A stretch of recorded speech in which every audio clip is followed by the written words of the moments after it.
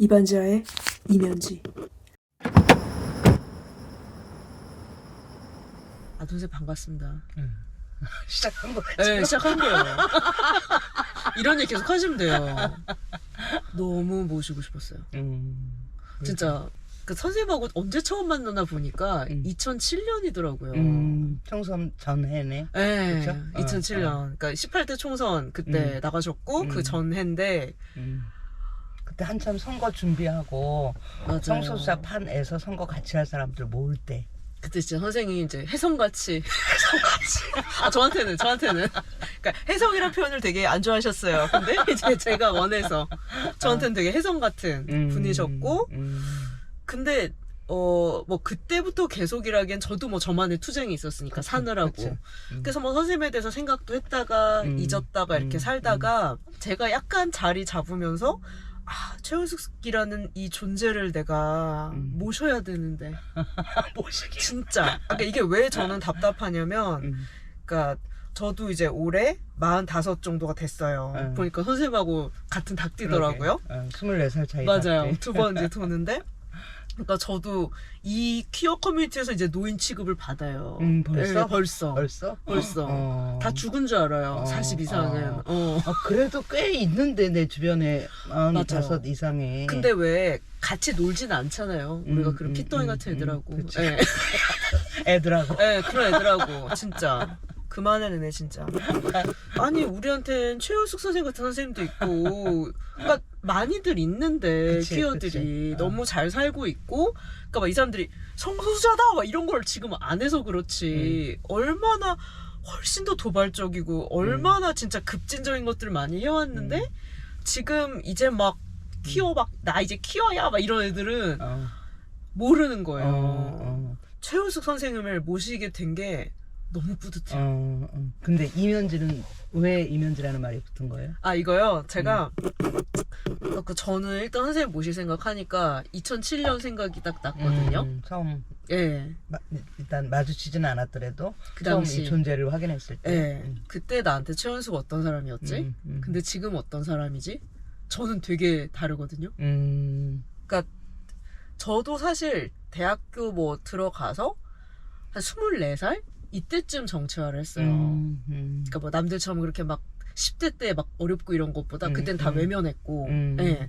그래서 처음엔 내가 바인가 이랬다가 레즈비언인가 그래서 지금 그냥 퀴어라고 해요. 예.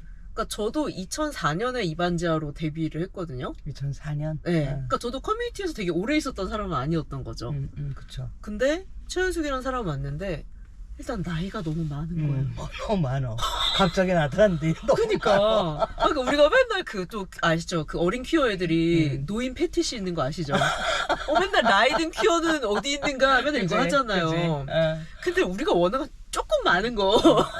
라이든 큐는 어디 있는가는 2005년, 6년, 7년에도 그 말이 있었어. 지겨워 그 사람들이 다 나이를 먹었는데 지금. 좀 믿어주세요, 여러분. 50대가 됐고, 심지어 60을 넘어선 사람도 있고, 나야 뭐 처음부터 나이가 많았으니까 이제 70 다 돼가는 거고, 이런 건데, 그 말을 아직도.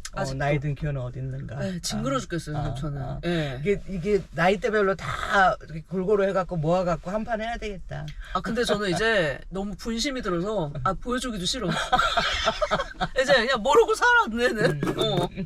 우리가 뭐, 20대면은, 한 30대? 정도까지는 좀 상상할 수 있었는데, 맞아. 갑자기 40대 레즈비언이란 분이 나타나셨는데, 게다가 결혼. 2007년이면 내가 딱, 몇 살이야? 57년생이니까. 그때 50살이야. 50살이죠. 그러니까 벌써 50살이셨잖아요. 그때. 그러니까 성소수자 위원장을 맡은 게 한 2005년이고, 그러니까 민주노동당. 그때는 그치. 민주노동당 성소수자 위원장을 맡은 게 2005년이고, 그때는 이제 40대 말. 그러니까 그때 커밍아웃을 이제 했었죠. 했었는데 누가 그 나이에 커밍아웃을 해요, 진짜. 말에 내 주변 친구들이 야, 그 나이에도 뭐 성이 문제가 돼?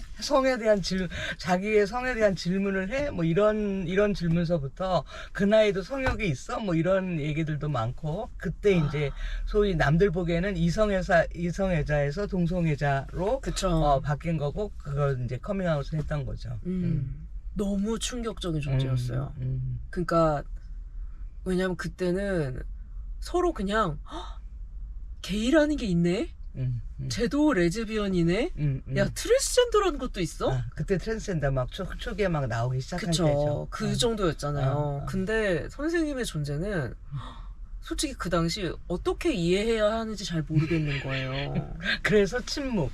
맞아. 맞아. 내가 사실은 맨 처음 커밍아웃을 한 게 당 게시판, 민주노동당 당 게시판, 당원 게시판에다, 그래서 내가 새 애인이 생겼고, 뭐 어쩌고 이제, 이렇다고 누가 했는데. 커밍아웃을 당 게시판에 거기에 해요. 아무 댓글이 안 달렸어.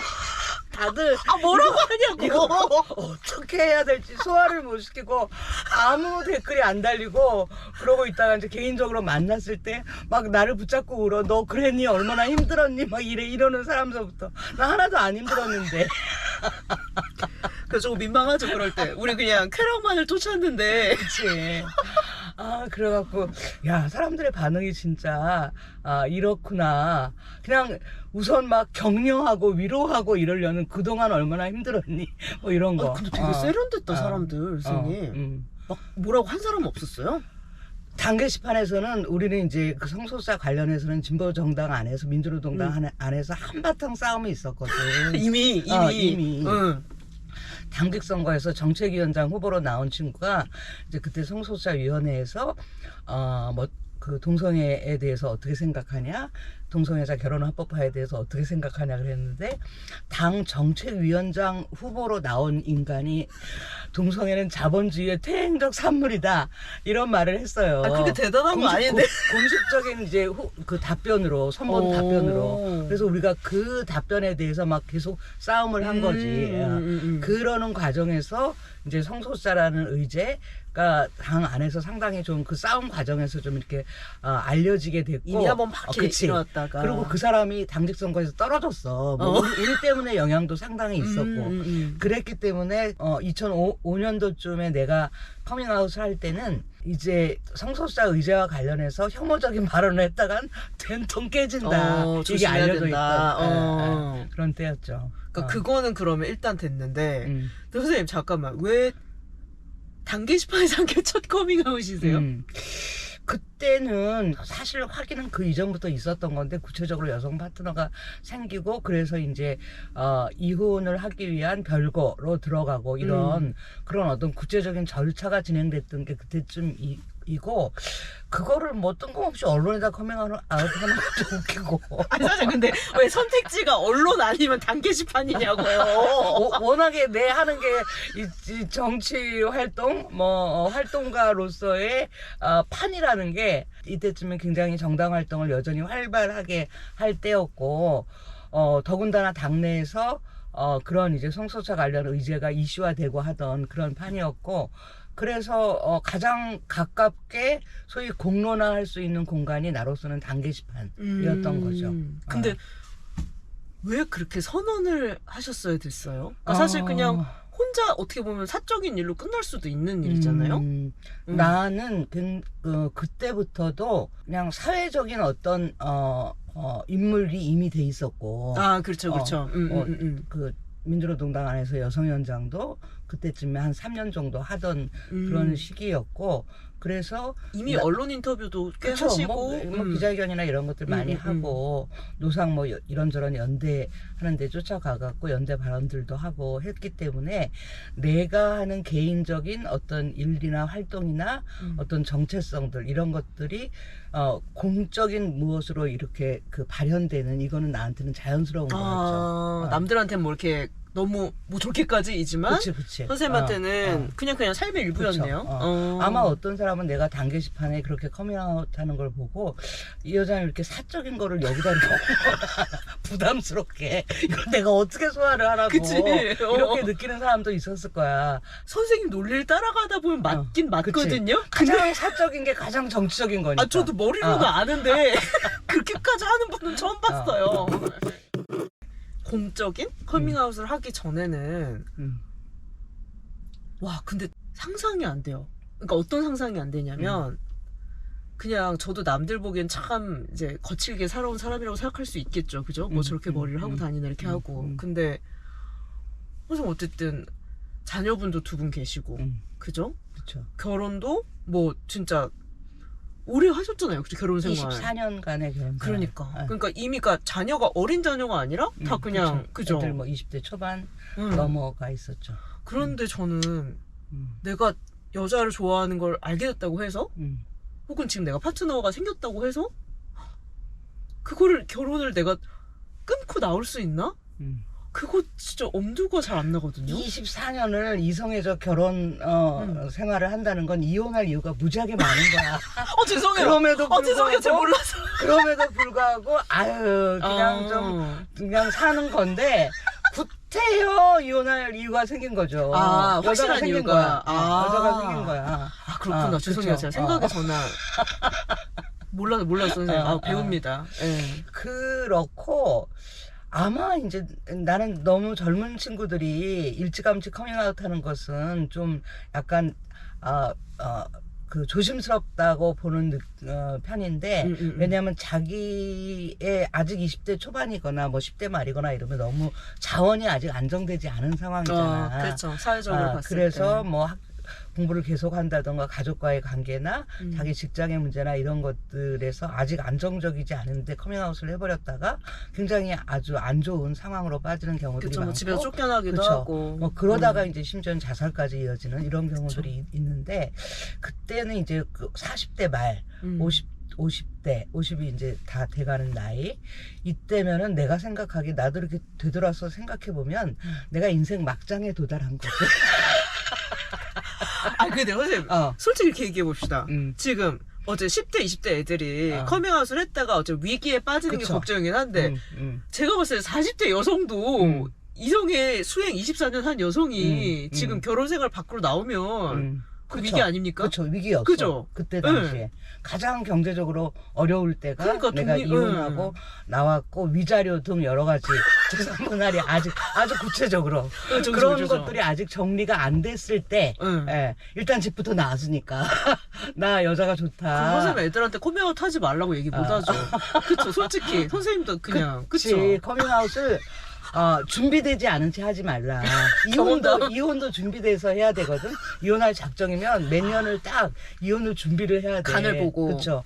경제적인 거, 관계적인 거 여러 가지들을 준비를 하고 그리고 이제 상당히 안정된 그 다음 이 터전을 만들어 놓고 이혼을 해야 되는데 방파제 다 커밍아웃도 마찬가지죠. 그런데 이혼할 생각을 하고 특히 이제 내가 좋아하는 여자랑 같이 살 생각을 한 작정에서 그게 안 떠오르더라고. 그치. 40대 후반에도 안 떠올라. 뭐야 선생님. 다음 10대인데 마음은 완전히 10대의 그 저돌적인. 일단 뭐 그 집부터 나오고. 선생님은 충고하실 자격이 그때 없으세요. 이 컴퓨터 이 하드디스크랑 그다음에 이 모니터 일은 하려고 나가서도 일은 하려고 해야지. 그거하고 이제 진보다리 몇 개 이거만 들고 나온 거죠. 어머. 그런 상황에서 왜냐하면 그 전 남편과 분리를 하는 게 굉장히 중요했었으니까 특히 이제 그 사람에게 내가 이혼하자 그리고 나는 여자가 좋다 이걸 말해버리면 그 사람이 어떻게 돌변할지 모르는 좀 감정의 기복이 좀 있는 사람이었거든. 그래서 내가 유일하게 걱정한 건 여기서 살해당하지 말자. 안전이별. 안전이별. 그거였고 나머지 뭐 경제적인 거나 이런 거는 이제 거의 생각을 안 했죠. 생각을 안 했고 뭐 이혼 과정이 그렇게 간단하지 않을 수 있다는 생각은 했어요. 남자가 이제 그때 그 전 남편이 나를 그렇게 쉽게 놓지는 않을 거라는 생각을 했었는데 내 마음이 워낙에 확고했기 때문에 시간은 걸리는 문제지만 이제 이혼은 나로서는 분명한 거였죠. 근데 이거 모르겠어요. 혹시 불편하시면 대답을 안 해주셔도 되는데. 나 불편한 거 없어. 그래? 좀 불편해하세요. 다 까자고 오늘. 진짜. 저는 그것도 궁금한 거예요. 오케이 남편하고 24년 살았고 이미 헤어질 이유 너무 많았어. 근데 나 이제 여자 만났어. 헤어졌어. 근데 자식은 또 다른 문제잖아요, 선생님. 자식은 이미 20대를 넘어선 애들이야. 내가 뭘 책임을 져. 그래서 근데 그게 왜 한국 부모들이 그 분리가 안 되잖아요. 나는 그 이전부터 계속 분리를 해갖고 이 새끼들이 빨리 18세가 돼서 좀 나로부터 떨어져 나갔으면 좋겠다. 이게 내가 그 자식에 대해서 가지고 있었던 생각이었기 때문에. 학 선생님 뭐 페미니스트셨고 그쵸, 계속 뭐. 그쵸. 그렇고 애들이랑도 뭐 애들 그 성장하는 과정에서 여러 가지 그렇게 이제 뭐 청소년의 뭐 섹슈얼리티나 뭐 동성애 관련 이야기들도 많이 할 기회가 있었고, 그 다음에 이제 그 부모 자식 간의 관계나 이런 것들에서 보통 엄마와 자식들과의 관계랑 굉장히 달랐던 거죠. 근데 그러면 왜 부모가 성적인 존재다. 라는 거에 아무리 왜 이론적으로 당연하죠. 그러니까 씨발 내가 나왔지. 근데 그치. 부모의 섹슈얼리티가 변한다? 솔직히 저는 잘 상상이 안 되거든요. 그걸 어떻게 설명하셨어요? 너무 자연스러우셨어요, 그것도? 그때 이제 큰애는 군대가 있었고 선생님, 아유, 날짜 잘 잡으셨네. 그래서 군대가 있는 애가 마지막 휴가를 이제 제대를 앞두고 마지막 휴가를 나왔을 때 걔를 만나갖고 이야기를 했고 이러이러해서 그 시점은 이미 이제 나는 집을 나왔을 때였어요. 별거에 들어간 시점이고 그 전에 좀 이야기를 해주고 싶었는데 휴가가 없었고 외출도 마침 그때 없었어요. 제대를 바로 앞두고 있어갖고 그래서 이제 걔가 마지막 휴가 나와서 저 신촌역 기차역 거기에 글로 기차를 내리고 그 근처 어디 식당에 가서 밥을 먹고 이야기를 했는데 그때는 나는 이제 이 여성이랑 같이 살면서 집을 나와 있었던 때였죠. 이미 가출을 했던 때였죠. 그래서 그 친구한테 이야기를 했는데 그 친구는 멋있고 싶었을까? 아주 굉장히 멋있게 받았어. 진짜요? 엄마의 성적인 문제는 그건 엄마 문제다. 그런 거고 아버지가 굉장히 힘들어하겠지만 그렇다고 엄마가 엄마 자신을 안 살 수는 없다. 그렇게 세련됐어요? 그리고 나는 괜찮다. 이런 거였어. 그래서 이제 그런 등등의 이야기를 하고 걔는 자기 집으로 갔고 원래 이전에 나랑 같이 살던 바로 그 집. 자기 집으로 갔고 내가 나온 그 집. 나는 이제 그때 응암동에 살고 있었기 때문에 응암동 가는 전철로 이제 탔고 작은 애한테는 그 이전에 이야기를 했었죠. 작은 애는 뭐 고등학교 1학년을 다니다가 자퇴하고 이제 하자작업장 학교라는 대안학교를 다니고 있어서 걔는 큰애보다 훨씬 더 문화적인 측면에서 이제 폭이 넓은 이미 폭이 넓은 아이였었고 그래서 뭐 작은 애도 그 비슷한 반응이었어요. 이전부터 나는 뭐 좀 다른 엄마들이랑 달랐지만 이렇게 다 돌보고 뭐 이런 엄마가 아니었지만 그런 엄마는 이제 없다는 것에 대해서 자기네들은 괜찮다 이렇게 말했었죠. 근데 이제 큰애는 반응이 좀 나중에 나타나더라고. 그 순간은 어쨌든 그렇죠. 그때는 굉장히 멋있게 하고 그러고 헤어졌는데 걔가 제대하고 나와서 이후부터 연락을 안 하더라고요. 그랬고 그래서 내가 계속 연락을 시도하다가 얘가 이렇게 연락을 스탑한 이유가 뭘까를 많이 생각을 했고 그러다가 이제 제대하고 얼마 안 있다가 일찍 결혼을 하더라고. 큰애 결혼식에 내가 가는 거를 굉장히 많이 고민을 했었고 그런데 이제 특히 전 남편이 원하는 내 역할은 여전히 그냥 안정적인 그 가족의 아내의 자리, 그치? 아내의 자리로 와주기를 원하는 그 역할을 결혼식에서 해주기를 원하는 이거였고. 그럼 전혀 뭐 별거 이런 거 없이 그치, 그냥 사이좋게 그쵸. 시어른들 보기에 좋게. 그쵸. 시어른이라고 하나요? 손님들이나 뭐 하여튼 양쪽 집안에 문제 없어 보이게. 그쵸. 그런 문제 전혀 없는 그런 부부를 연출해 주기를 원하는 건데 나는 그거를 정말 도저히 받아들이기가 감히 힘들었거든. 최연숙한테. 그치. 감히 최연숙한테. 그걸 받아들이기가 어려웠는데 그때 나한테 이제 큰애의 바람이 무엇인가 이것이 또 하나의 중요한 거였고 나의 그 욕망도 중요하지만 큰애의 바람이 무엇인가가 중요했고 최종적으로 이제 걔랑 마지막으로 통화를 했어요. 걔한테 이제 물어봤지. 네 결혼식에 내가 가는 게 너한테 많이 중요하냐. 그랬더니 뭐 얘의 의도를 정확하게는 모르겠는데 사실은 그렇지는 않다라고 말하더라고. 엄마가 너무 무리해서 엄마 자신을 무리해서 올 필요 오지는 않아도 된다. 근데 왜 이렇게 말하기 세련됐어요? 그러니까 걔가 멋있고 싶은가 봐. 그러니까 걔가 이거 들으면 뭐라 그러나? 차라리 쌍욕을 하지, 그죠, 선생님? 우리 남성들이 문제예요. 그래서 그 말을 듣고 굉장히 고민을 했죠. 심지어 신랑 엄마의 한복까지 빌려놨었어. 그때 이제 뭐 살 생각은 안 했고 빌려놓고 그래도 빌려주는 데도 있더라고. 그것도 뭘 알아야 빌리죠, 그죠? 예.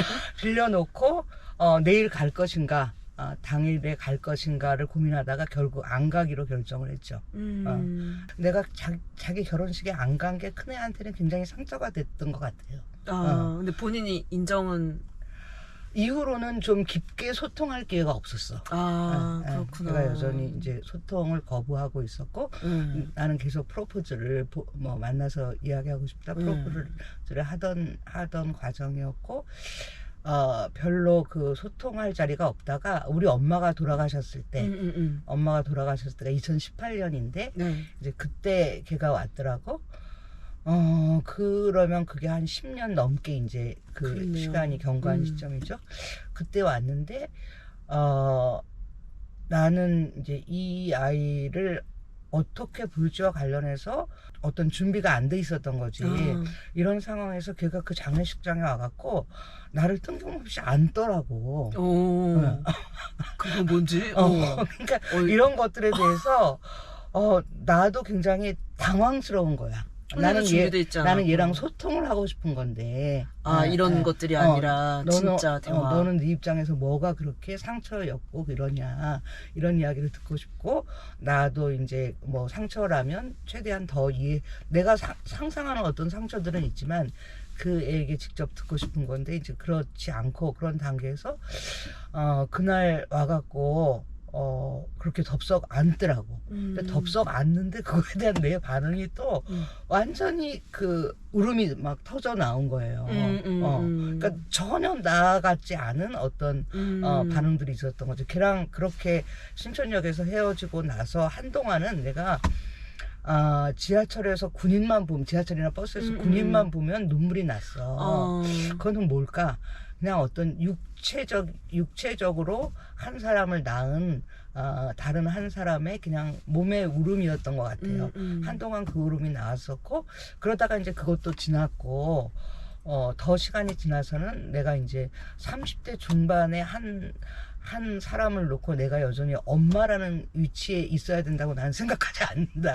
이렇게 이제 이 문제를 정리하고 있었던 거고, 지금은 뭐 40대 중반이 됐죠. 만난다면 다르게 만날 필요가 있는 거지, 내가 40대 중반에 한 사람의 엄마라는 존재로 그 친구를 만날 생각은 나도 없는 거고, 뭐 안 만나도 나는 괜찮다고 생각을 하는 건데, 하여튼 그때 이제 엄마 이미 장례식에 독립된 그냥 존재인 건 거죠. 그러고 나서도 또 나는 그러면 이제 앞으로는 다 계속 만나는 건가, 회복되는 건가, 뭐 이런 생각을 했는데 그것도 아니더라고. 그렇고 작은 애랑은 걔보다 3살 아래가 이제 작은 애인데, 걔랑은 뭐 그 비교적 훨씬 밀착하게 책에 보니까 막 그 손자 둘하고 막 그 모든 다이나믹이 막 써있더라고요. 재밌었어요. 그런 관계. 근데 그 관계도 또 다른 집 엄마 아버지나 뭐 손주 할머니의 관계는 아닌 건데, 그거랑 상당히 다른 건데, 하여튼 뭐 나름대로 이제 관계가 계속 이어지고 있다면, 이쪽은 이제 소위 관계가 단절된 그런 거죠. 그렇군요. 일단 이 최은숙이라는 사람 원래 유부녀였대. 유부녀고 막 애도 있대. 근데 막 뭐 지금은 뭐 어쨌든 그래 레즈비언이라고 그래 알았어. 근데 이것까지도 어려웠단 말이에요, 선생님. 네, 그것도 처음이었단 말이에요. 그리고 막 갑자기 어른이 왔으니까 막 어떻게 돼야 될지도 잘 모르겠고 막 되게 어려운데, 그 와중에 갑자기 이분이 또 레즈비언 국회의원으로, 최초의 레즈비언 국회의원으로 출마를 한다는 거예요. 저는 개인적으로 되게 당황했어요. 그러니까 이 사람은 그냥 되게 정치인이고 정치 사회적인 인물. 그게 본인의 어떤 뭐 성격이든 사람 발자취고 쭉 그렇게 살아오신 분이니까, 당연히 내가 선거에 나간다? 당연히 다 레즈비언이니까 레즈비언 국회의원으로 나가는 건 거죠. 사실은 그때 나는 내가 국회의원 후보로 나갈 생각을 내가 먼저 했던 건 아닌데. 그래요? 2007년도 초반에 어떤 이야기가 있었냐면, 내년이 총선이다. 그때 이제 성소수자위원회에서 내년이 총선인데 총선을 앞두고 우리 성소수자위원회는 무엇을 할까 이런 논의를 하다가 외국의 성소수자 정치인을 초대해서 뭐 강의나 이런 토론회나 이런 판을 벌릴까 등등의 이야기를 하는 이제 MT가 있었어요. 그래서 그 MT가 아마 2007년 뭐 초니까 한 3월쯤 경에 네. 있었고 그때 이제 MT 다 끝나고 막 다 짐 챙겨갖고 차에 타려고 하던 차를 기다리던 와중에 한 친구가 우리는 뭐 우리 성소수자 후보 좀 내보내면 안 돼? 뭐 이런 이야기를 했어. 완전히 커밍아웃 하지 않은 게이 친구가. 그래서 그걸 가지고 서로 쑥덕쑥덕 하다가 뭐 언니가 나가면 좋겠네. 게이들이 지들이 하지. 이런 이야기를 하는데 또 그런 이야기에 나는 뭐 나가려면 못 나갈 건 없지. 그치. 우리 다 피선거권이 있어. 그치. 나는 그 이전에 이미 선거에 나가봤던 사람이고 네네. 지방의회 뭐 후보로 나가봤던 사람이고 등등 그래서 선거라는 게 굉장히 익숙했던 사람이고 그래서 뭐 나가라고 하면 뭐 나갈 수는 있어 이랬더니 그래 그러면 우리 하자 이래갖고 이제 그래서 당한 거예요 게이들한테. 그게 결정이 된 거고 그러니까 그게 왜 2008년이면 내가 51살에 커밍아웃하는 에서 후보로 나가는 게 결정됐을까를 생각해 보면 나한테는 굉장히 그런 게 힘든 일이 아니야. 난 이 말을 어디 가서 하면 욕 먹을까 봐. 근데 이제 납득이 돼요. 그치? 그때는 들었으면 뭔 소리야 이랬을 텐데. 1985년부터 사회운동을 했던 사람이야. 그렇고 이제 그전에는 천주교 사회운동을 했고 2000년부터 진보 정당 활동을 했어. 이런 사람으로서 나를 활동가 혹은 이제 2000년부터는 진보 정치 활동가로 정체화시킨 나로서는 내가 옳다고 확신하는 어떤 일을 하다가 죽으면 그거는 땡큐인 거야. 무엇도 두렵지 않은 그런 지금도 여전히 마찬가지고 좀 두려워하시면 안 돼요? 성소수자 판에 처음 들락거리기 시작한 건 아마 2003년도쯤부터 소위 내가 여성위원장으로 있으면서 여성사항과 관련한 연대 활동을 하면서 그때 끼리끼리를 만났어요. 끼리끼리나 이제 소위 성소수자 주로 여성들이 모인 성소수자 단체들을 만났던 거죠. 그러는 과정 뭐 언니 네트워크도 이제 그때쯤에 만났던 거고 이러는 과정에서 그러면서 이제 성소수자 의제, 뭐 레즈비언들의 의제 이런 거를 알게 됐고 그것에 연대 활동을 하는 난 처음 연대 활동을 연대를 시작하는 거잖아요, 선생님 원래. 그러게 연대 활동하러 왔다가 이렇게 이제 말려 들어왔고 이런 거지. 그러다가 이제 어느 날 이런저런 연대 활동과 놀이 활동을 하다가 이제 이 여자를 만난 거지. 그래서 이제 커밍아웃까지 하고 뭐 어쩌고 하니까. 성소수자판, 뭐 레즈비언판으로 한다면 레즈비언판 사람들이 나를 어떻게 대할지가 지네도 정말 자기처럼 낯설었겠지.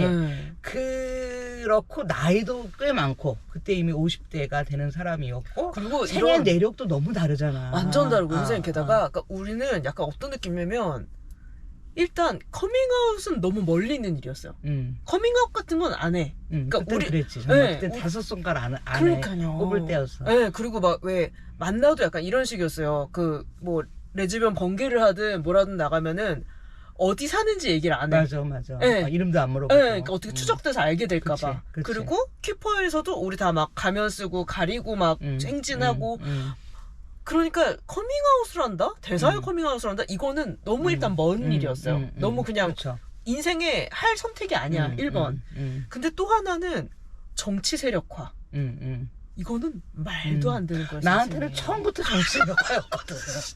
나는 그러니까 85년부터 사회운동을 하면서부터 어떻게 하면 이 소수자들의 정치 세력화를 할까 그거였고 그게 2005년부터는 이제 성소수자의 정치 세력화라는 게 가장 중요한 내 사회운동의 의제였지. 그래서 이제 이게 엘판에 딱 들어오고 나니까 그 엘판 사람들이 보이는 어떤 낯섦 이런 것들이 뭐 시선이든 이렇게 말걸기든 이런 거에서 느껴지는 건데 내가 겉돌고 있는 거 개밥의 도토리처럼 많이 힘드셨죠. 그렇지. 그래서 이제 뭐 이해는 되는데 어쨌든 그렇게 겉돌고 있는 거고 나는 이 판에 깊이 들어가고 싶은 거고 소위 이제 2007년에 그래서 2008년 후보로 나가는 선거 전략을 확정짓고 나서는 더 내가 성소수자 판에 내가 성소수자 후보로 커밍아웃하고 나올 때 가장 중요한 세력은 선거운동을 같이 해줄 성소수자들이잖아. 그렇죠. 그건 당 바깥까지를 확장되는 그리고 이제 성소수자 판이 아니더라도 성소수자를 지지하는 소위 여러 그 진영들 요즘 좀 LI라고 하지만 그때, LI 그때로 한다면 문화 집단이든 뭐 여성주의 집단이든 뭐 인권 집단이든 연대 이런 쪽들을 모아갖고 이 선거를 하는 게 선거의 목적이었죠. 무슨 당선이 목적 아니니까. 그렇죠, 그렇죠. 그렇다고 했을 때 가장 우선적으로 이 성소수자 판의 사람들, 특히 레즈비언들과 여성들과 그 친하게 지내면서 그걸 묶어내고 싶은데 이제 그러면서 느꼈던 어떤 그 소외감. 근데 진짜 폐쇄적인 집단이었잖아요. 그죠? 내가 자기들과 다르다는 나이나 생애 이력이나 여러 가지에서 다르다는 것 때문에 섞이기 굉장히 힘든 게 나한테는 이제 어려움이었고 그게 아마 레즈비언 정치도전기 맞아. 그때 연분홍에서 앞부분에 보면 그렇게 이제 한바탕 우는 장면으로 나와 있죠. 저한테 되게 강렬한 제 인생의 장면이 있어요. 그때가 선생님이 아마 후보로 나온다, 후보를 저 사람이 한단다라는 소문이 막 이렇게 난 거예요, 주변 친구들하고. 그래서 내가 진짜? 왜? 그 사람 이제 레즈비언 된 거 아니야? 막 이렇게 막 레즈비언 된 거. 이제 레즈비언 된 거 아니야? 근데 뭐가 이렇게 막 그렇게 막 빨리 막 하시나 이렇게 막 하고 있었단 말이에요. 근데 그때 무슨 이유였는지 모르겠는데 우리가 그때 무슨 이상한 퀴어 캠프 같은 걸 갔었어요, 선생님. 근데 그때 뭐 그 당시 뭐 활동가 친구들도 있었고 근데 어쨌든 선생님이 같이 갔었거든요. 맞아. 그래서 그때 우리가 뭐 그때 뭐 같이 뭐 재밌게 놀고 뭐 또 하고 이랬는데 진지한 어떤 그런 테이블에서 회의 같은 거 뭐 논쟁은 아니고 논의하는 자리에 있었어요. 이런 디귿자 테이블이었는데 왜냐면 또 선생님 평등해야 되니까 또 테이블은 디귿자로 그래, 놓는다. 그래. 근데 저는 이 디귿자에 여기 앉아 있었고 선생님이 여기 앉아 계셨거든요. 근데 그때 선생님이 이번에 내가 이렇게 선거를 나갈 건데 되게 두렵다고 하셨어요. 왜 두렵냐면 여기 있는 그때는 뭐라고 지칭했는지 정확히 기억은 안 나요. 근데 어쨌든 그 자리에 있는 혹은 이 자리 너머에 있는 퀴어 커뮤니티 성소수자 친구들하고 연결되지 못할까봐 너무 두렵다 그러면서 우셨어요. 그래 그 장면에서 내가 그래 자기는 그렇게 말을 기억했고 나는 그때 내 말을 뭐 그거랑 같은 뜻일 텐데 낯설고 조심스럽고 그렇다 그 얘기를 하면서 내가 그때 말 초기에 어떤 말을 먼저 덧붙였냐면 나 이 말을 하다 울 것 같아요 라는 말을 하고 그 말을 하다가 울었어. 그래갖고 이제 그러다가 중간에 나왔더니 연분홍 치마가 카메라 끌고 카메라 가지고 와서 그걸 찍은 거였어. 원래 카메라는 끝까지 붙어야 돼. 역시 선생님 정치이다. 역시 장면을 안다. 그치. 그때 있었구나. 저는 맞아요. 그때. 사실은 그 장면에 대해서 저한테 되게 강렬한 기억이었어요. 그게. 왜냐면 그때부터 아마 저는 그냥 선생님 사랑한 것 같아요. 일단 그것도 있었고요. 근데 왜 저 사람 그냥 나 차윤석 모르겠어 사랑해야 될 것 같아 생각한 이유가 저도 말하면서 좀 눈물 날 것 같은데 그런 어른 본 적이 없었어요.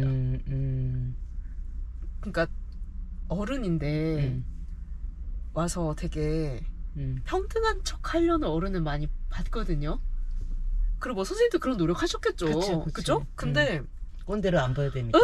우리 살아남아야 되잖아. 근데 그때 그 선생님이 우시는데 너무 확 그때 어떻게 보면 역지사지가 처음 된 거예요. 맞아. 그러니까 왜냐면 이게 어떤 맥락도 있냐면 그 당시에는 너무 우리가 너무 작아 커뮤니티가. 그치. 그러니까 선생님 근데 왜 어떤 집단이란 게 어떻게 보면 누군가를 소외시켜야 집단이 되잖아요. 그쵸. 그래야지 우리끼리 따뜻하잖아. 구심력이 더 아주 확고하게. 그러니까 누가 새로 들어오는 것에 대해서 반갑기도 하지만 그만큼 쳐내기도 한단 말이죠. 그쵸.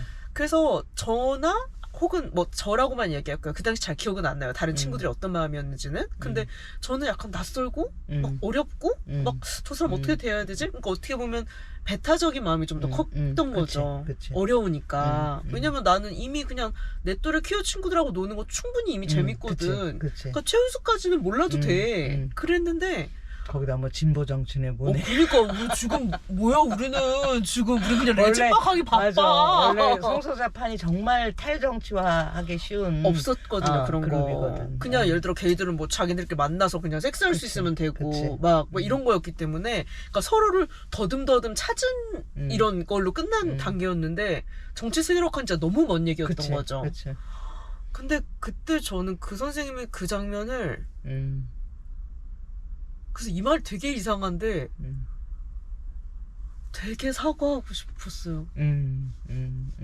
저 여자도 저렇게 여리고 아프고 몰랐어요. 그걸 몰랐는데 그때 너무 몰랐고 얼마나 이게 그러니까 왜냐면 그 선생님이 어쨌든 밖에서 봤을 때는 왜 정치인이라는 인물들이 그렇잖아요. 그치, 너무나 맞아. 저 사람들 모질이고 쇼맨십이고 네, 너무 항상 당당하고 나와서 그쵸. 말하고 근데 또다시 그런 동시에 정치인들이 어떤 사람이냐면 속살 안 보여준단 말이에요. 그렇죠. 맞아요. 그렇잖아요. 근데 그때는 이렇게 언어할 수는 없었어요. 이게 왜 이렇게 나한테 크게 확 감정으로 왔는지. 근데 그때 저는 어떤 속살을 본 거예요. 근데 그때까지 살면서 물론 이건 또 저의 성장 환경과도 연결되어 있었겠지만 그렇게 속살 보여주는 어른 처음 본 것 같았어요. 그래서 그때 약간 저는 어떻게 보면 그냥 최원숙이라는 존재에 대해서 항복한 거예요. 자기는 나한테 넘어온 거야. 뭐냐면 얄미워. 이 자리에서는 속살을 보여줘야 한다라고 나 생각했던 것 같아. 전략이었군요, 선생님. 그치. 아니 전략의 측면도 있고 내가 그런 식으로 이 사람들을 만나야 한다. 그래야지 제대로 만난다. 이런 생각도 있었고 그렇죠. 진심으로서의 마음도 있었고. 여기서 뭐 당위라던가 그치. 뭐 의자 이런 얘기가 아니라 그래서 그때 이제 돌아가면서 다 자기 소개를 하면서 맞아요. 오늘 이렇게 뭐 어떠냐 이 얘기를 하던 자리였는데 그 자리에 자기가 있었구나. 네, 저는 그때까지 선생님한테 되게 셀쭉했어요. 뭐 저 사람 그랬는데 내 차례가 이렇게 다가올수록 내가 무슨 말을 해야 될까 이거를 고민하는 것보다 내 차례가 와서 말하기 시작하면 나 울어버릴 것 같다는 그런 생각이 들었고 그래서 이제 그때 내 차례가 딱 됐을 때 나 이 말하다가 울 것 같다고 하면서 말을 했는데 말은 뭐를 했는지 기억도 안 나고 중간에 울어버렸어 진짜. 넘어온 거야 자기는. 그러니까요. 근데 또 궁금했던 게 그 당시 그럼 언론들 반응은 어땠어요? 언론들 반응은 하여튼 뭐 보수적이건 진보적인 건 거의 모든 언론들이 이제 뭐 연예거리로도 다루기도 하고 스포츠 신문이나 이런 데서는 그래요? 거의 모든 언론들이 하여튼 한 번 이상은 다뤘던 것 같아요. 근데 이제 우리 쪽에서는 선본 쪽에서는 뭐 성소자 커밍아웃 선거의 의미나 이런 것들 그리고 우리가 가진 정책들이 다른 선본과 상당히 달랐기 때문에 그런 정책들을 포함한 심도 있는 이제 그 취재를 원했는데 그런 데들은 그렇게 많지는 않았죠. 그때 뭐 한겨레나 경향 이런 정도 혹은 주간지 중에서 좀 진보적인 주간지들 이런 데들이 좀 심도 있게 다뤘고 보통의 언론들은 그냥 짧은 일회성 이런 이벤트가 있다. 이런 희한한 일이 있다 하는 정도. 별일 다 있어 이렇게. 그렇지. 그때가 이제 소위 그 밀레니엄 2000년 들어가고 밀레니엄 이후 뭐 등등 해서 소위 21세기를 이제 내다보는 그런 해였죠. 새로운 정치 하나의 이렇게 그 표상으로서의 의미들 이런 걸로 좀 많이 다뤄지기도 했었고 최대한 커밍아웃하는 게 목표였으니까 후보뿐만 아니라 선본 자체를 처음이었기 때문에 처음이 가지고 있는 뭐 일종의 그 유리한 점도 있었고 그렇죠. 화제성이 어쨌든 있으니까.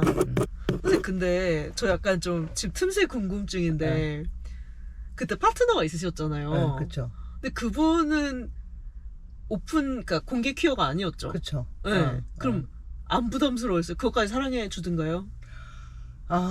사실은 내가 이제 2005년도에 그 여성을 만났다 그랬잖아요. 네. 그러면서 뭐 이혼을 위한 별거 들어가고 뭐 이랬었고 그 친구랑은 길지는 않았어요.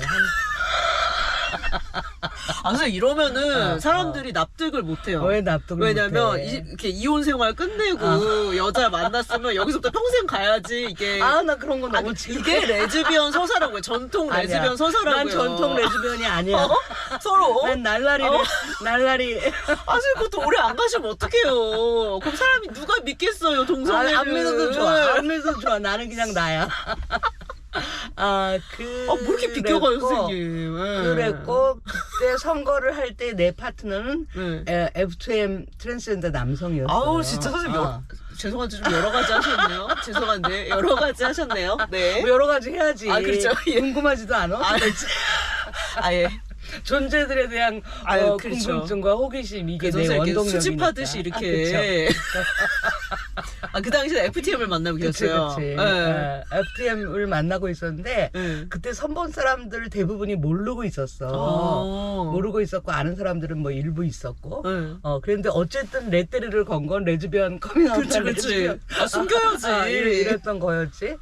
그때 폭로했어야 되는데. 최연수 다시 돌아갔다. 헤테로로. 헤테로인가? 아니야. 나는 그게 헤테로로 돌아갔다고 생각하지 않고 그 친구는 자기를 FTM이라고 말하는 거고 나는 그 친구를 F여도 좋고 M이어도 좋고 나랑 그냥 섹스가 잘 맞는. 나는 섹스가 제일 중요하거든.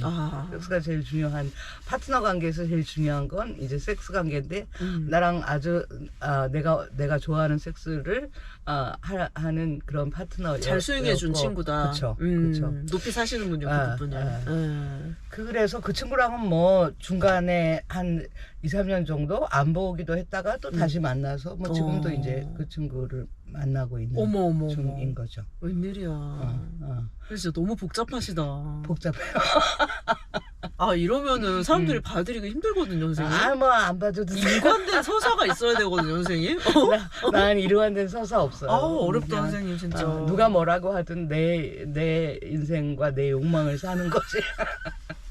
충실히 살아오셨네요, 선생님. 그러니까 그 사이에 여성 파트너들도 몇 명 있었고 하여튼 헤테로로 돌아간 적은 없으니까 믿어주세요. 저 모르겠어요. 선생님 헤테로였던 적이 있었나도 모르겠어요. 지금 와서는. 그쵸?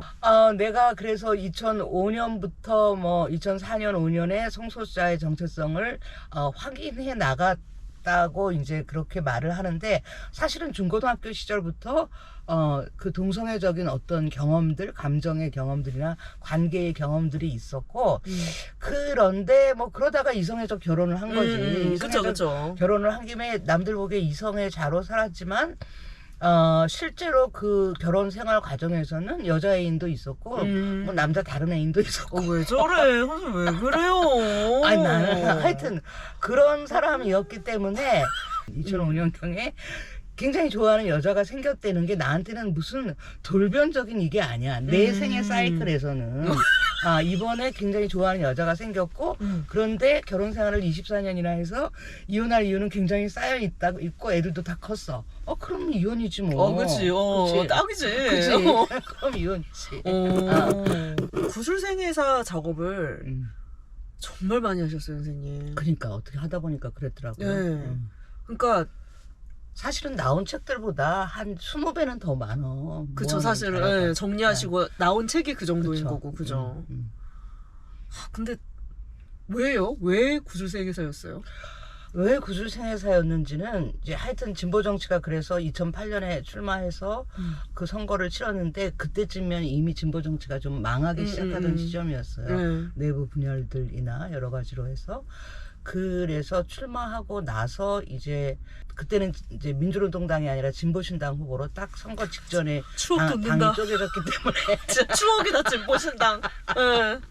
진보신당 후보로 나갔던 거예요. 나갔다가 이제 그 이후에 진보신당 당 대표단 선거에 출마를 했었어요. 부대표로. 그런데 그때 떨어졌지. 떨어졌고 뭐 진보신당은 여전히 이제 그 지지부진하던 그런 단계였고 내가 보기에 그때 이제 그 뭐 구체적으로 이름을 거론하자면 노회찬과 심상정이 진보 신당까지 있다가 그 사람들이 다시 그 이전에 민주노동당 계열 사람들과 같이 또 합해져서 통합진보당을 만들고 하는 과정에서 나는 진보 정치는 끝났다. 내 죽을 때까지 제대로 된 진보 정당이 제3당으로서의 자리를 확보하는 것도 불가능하다는 판단이 들었고, 네네. 그래서 진보 정치 활동을 이제 접을 생각을 하고, 그럼 어디 가서 내 밥을 벌면서 내 소신을 실천하고 살까를 고민하던 시점이 이제 2008년 말 뭐 중간서부터였는데, 그때 우리 사회의 큰 변화 중에 하나는 돌봄 노동을 사회화, 소위 이제 노인 돌봄이나 장애인 돌봄이나 뭐 환자 돌봄이나 이런 것들을 이제 사회화한다는, 그러면서 돌봄 노동들이 생겨나기 시작했고, 노인 장기 요양제도, 장애인 활동 보조제도 이런 게 만들어졌고, 그때쯤에 약간 그냥 그 돌봄이란 말 자체가 조금 시작됐던 그쵸. 때였어요. 예, 저도 그건 기억이 나요. 그래서 나는 어쨌든 중하위 계층에 여성들이 주로 많이 있는 판으로 가겠다는 생각을 하고, 그 판에 들어가서 내 밥도 벌면서 이제 내 활동을 하자, 이런 생각을 했었고, 그래서 그 시대적인 흐름 속에서 노인장기 요양제도 속으로 들어가서 거기에 요양보호사 자격증을 따고 이제 들어간 거죠. 그래서 두 가지였죠. 뭐 노상 사회운동 하던 사람이니까 요양보호사들을 조직하는 활동.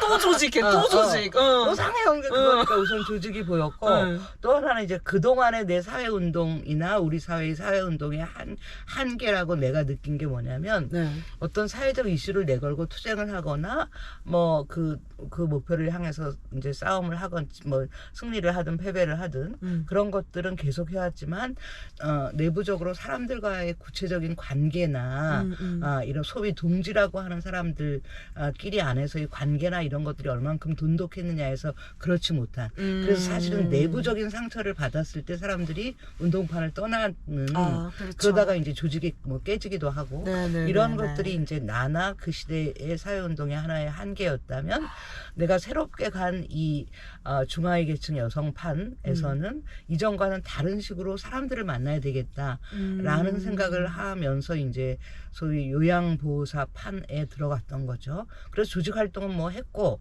그래서 조직 활동 뭐예요? 그럼 약간 뭐 노조 같은 거 만드는 거예요? 원래는 이제 처음부터 노조를 만들면 이 5, 60대 중하위 계층의 여성들이 노조에 대한 거부감들이 상당히 있으니까 절대 하면 안 되는 처음에 거잖아요. 이제 요양보호사 협회로 만들어서 그걸로 이제 쫙 끌어들인 다음에 그다음에 이제 노조로 만들었고, 그래서 지금도 이제 공공노조 안에 돌봄 지부라고 그 노조는 있어요.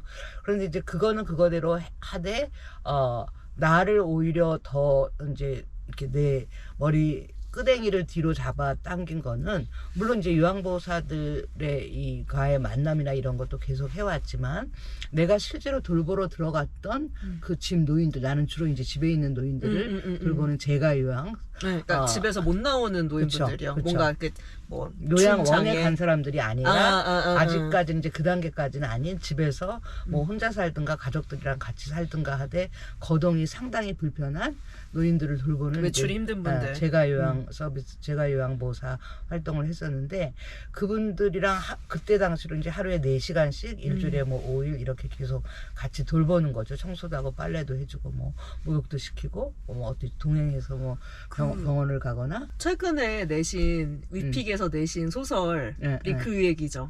그렇죠. 창신동 여자. 네, 창신동 여자. 그래서 소설로 쓰셨는데 약간 선생님 경험이 들어있는 것 같았어요. 그 사람도 이제 구체적으로 그 내가 창신동 그 지영수 노인에게 이제 서비스를 가던 그런 거였는데, 실제로 내 머리 끄댕이를 잡아당긴 건, 내가 돌보러 들어간 그 노인들이 나랑 어느 정도 관계가 친해지고 이제 익숙해지면 내 뒤통수에다 대고 끊임없이 자기 살아온 이야기를 주절주절 하는 거야. 아까 선생님 머리끄댕이를 잡았다는 게 계속 나를 이렇게 나는 가려고 하는데 나는 별로 그거 내가 이거를 할 줄은 몰랐는데, 그 사람들이 계속 나한테다 대고 자기 살아온 이야기를 주절주절 하는 거야. 묻지도 않았는데. 그 얘기를 어떤 새끼들이 이걸 반가워했냐고, 자식 새끼들이건 이 사회의 젊은이들이건 저 노인네 저 지긋지긋한 얘기 또 한다. 이제 한 얘기 또 하고 한 얘기 또 그게 하고. 뭐가 자랑스럽다고 저 구저분한 얘기를 또 한다 했던 그 얘기들을 반복하는 건데 나는 이 얘기가 정말 너무나 소중하게 들렸던 거죠. 그 얘기를 소중하게 그렇게 느꼈던 거에는 내가 그동안 해왔던 사회운동의 어떤 이력들 혹은 시선들 이런 것들이죠. 여성주의나 진보적인 관점, 누가 소외되어져 있는가, 누가 이 가부장적 사회에서 더 억압을 받았는가. 이런 특히 할머니들, 나는 할아버지들도 뭐 가부장제의 희생자라고 보는데 하여튼 그런 할배의 관점으로 탄생도 쓰셨잖아요. 그런 관점으로 그 이야기를 듣기 시작하니까 이 이야기야말로 사회에 문자로 남겨서 사람들이 계속 읽게 하는 게 필요하다. 잘난 사람들, 권력이 있던 사람들, 뭐 이런 책들이 이제 많으니까 뭐 그 책이 가짜건 진짜건 그건 이제 모르겠고 하여튼 이 사람들이 자기 스스로 말하는 자기 삶의 이야기, 자기의 어떤 그 아픔들, 상처들, 보람들 이거야말로 사회적으로 남겨야 하겠다는 생각에 이제 이야기들을 이제 계속 듣고 이야기를 끌어내고 이거 책으로 내도 되겠느냐 물어보고 오케이 한 사람들은 이제 책으로 내게 된 거죠. 그러면서 구술생애가 작가가 된 거죠.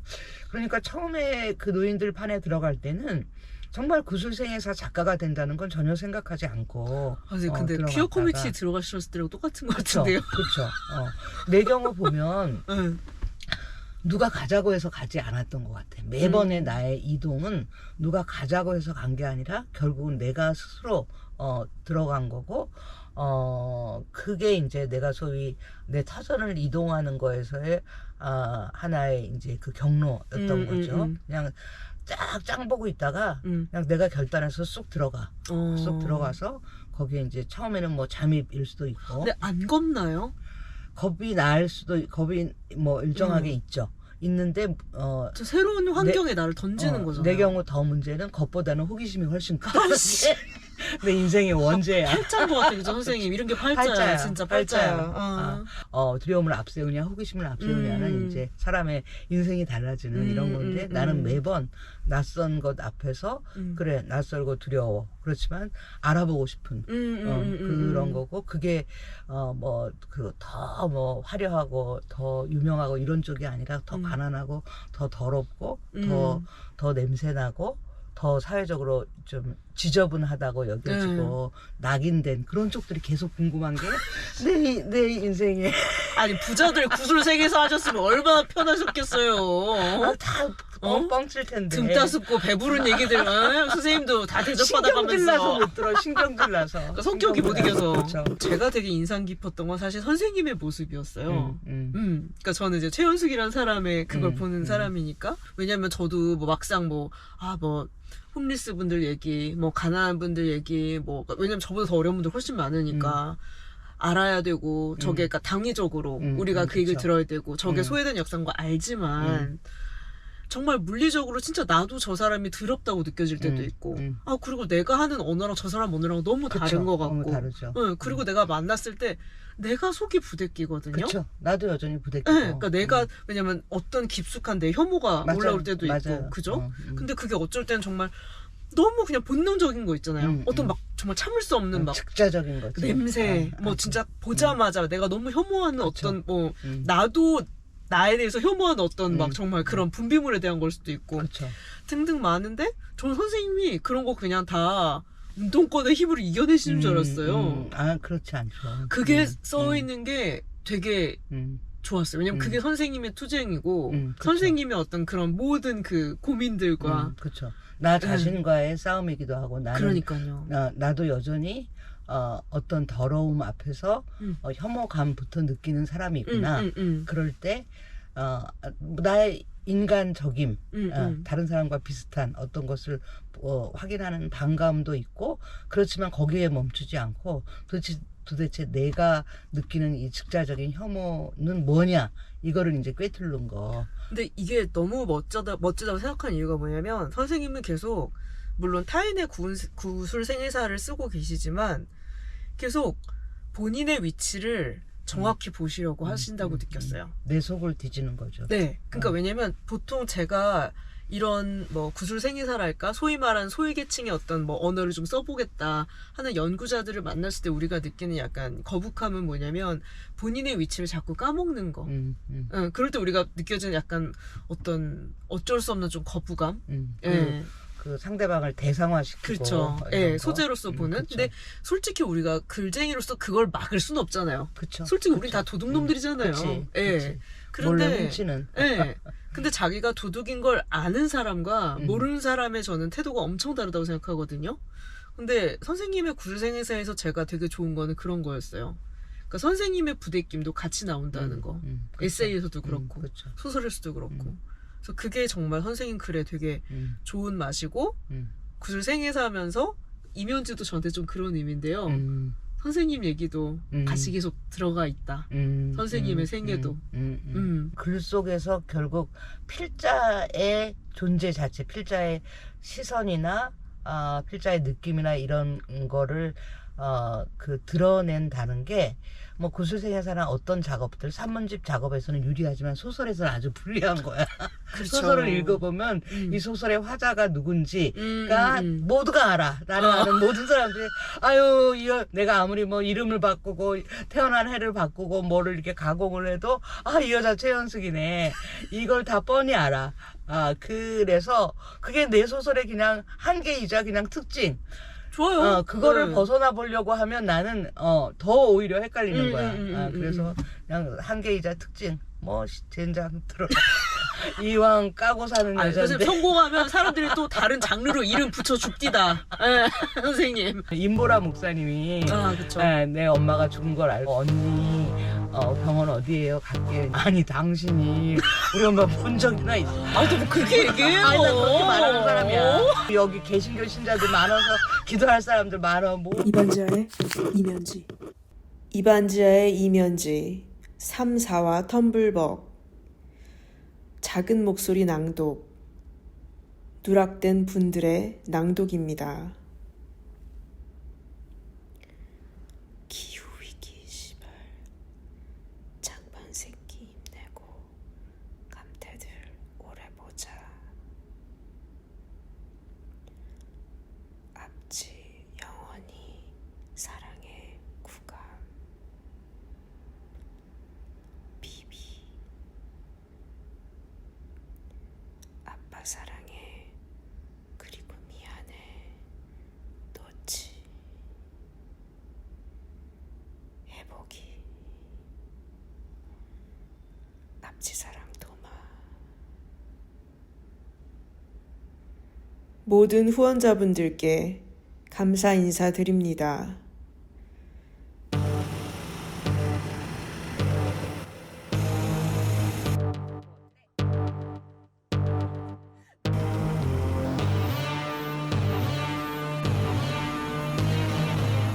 이반지하의 이면지.